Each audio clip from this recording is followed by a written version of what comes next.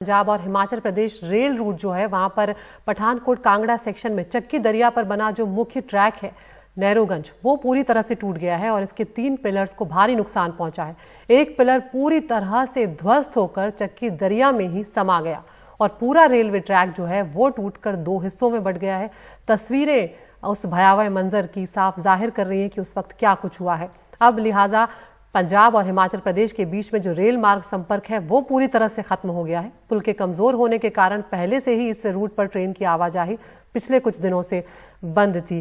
गजाली, हम ये तस्वीरें देख रहे हैं, ये जो रेलवे ट्रैक की यहाँ पर स्थिति हुई है, बताया जा रहा है कि पहले से ही इसकी स्थिति ठीक नहीं थी। क्या इस पर मरम्मत का काम जो है वो किया जाना था? कितना पुराना ये पुल था, क्या स्थिति थी, उस बारे में बताएं।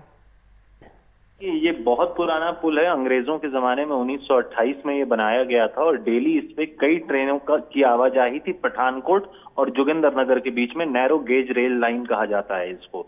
और अभी पिछले ही हफ्ते रेलवे की तरफ से ये भी एक पत्र लिखकर बताया गया था संबंधित जो वहां के अधिकारी हैं, खास करके पठानकोट और कांगड़ा जिले में, कि यहाँ जो नदी है, जिस नदी के ऊपर ये पुल बना हुआ था, यह रेलवे लाइन बिछी हुई थी, कि इसके आसपास खनन बहुत हो रहा है और खनन होने की वजह से इलीगल माइनिंग की अगर बात करें वो इतना ज्यादा हो रहा है कि जो पूरे पिलर्स हैं उनका बेस कमजोर हो गया है। अब अगर इसकी मुरम्मत की भी जाए तो या तो इन सारे पिलर्स को हटा के दोबारा इरेक्ट किया जाए, तभी ये चल सकता है। क्योंकि जो वीडियो सुबह से आ रहे हैं, सुबह एक पिलर गिरने की वीडियो आई थी और अभी जो वहां से हमारे सूत्र हैं वो बता रहे हैं कि यहाँ पर 2-3 पिलर्स और गिर गए हैं। तो अगर मुरम्मत की जहां तक बात हो, फिलहाल रेलवे की तरफ से कोई आधिकारिक बयान नहीं आया है कि कब इसकी मरम्मत की जाए, क्योंकि पानी का बहाव वहां पर भी तेज है। जो हालात हिमाचल के दूसरे जिलों में बने हैं वो इस इलाके में भी बने हुए हैं। जो पठानकोट और हिमाचल के कांगड़ा जिले के बॉर्डर पे ये ब्रिज बना हुआ है जिस नदी के पास, तो वहां पर भी पानी का बहाव तेज है।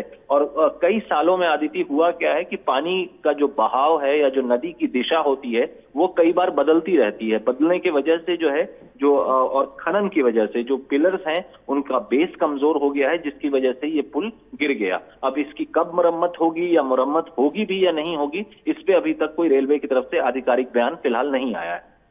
शुक्रिया गजाली इस तमाम जानकारी के लिए। तो अब जो लोगों के लिए सड़क मार्ग से आवाजाही है वो महंगी हो जाएगी, क्योंकि ये रेलवे ट्रैक जो है ये पूरी तरह से बंद हो गया है और अब ये भी होगा कि रेल मार्ग के जरिए जो कारोबार हो रहा था उस पर भी खासा असर पड़ेगा।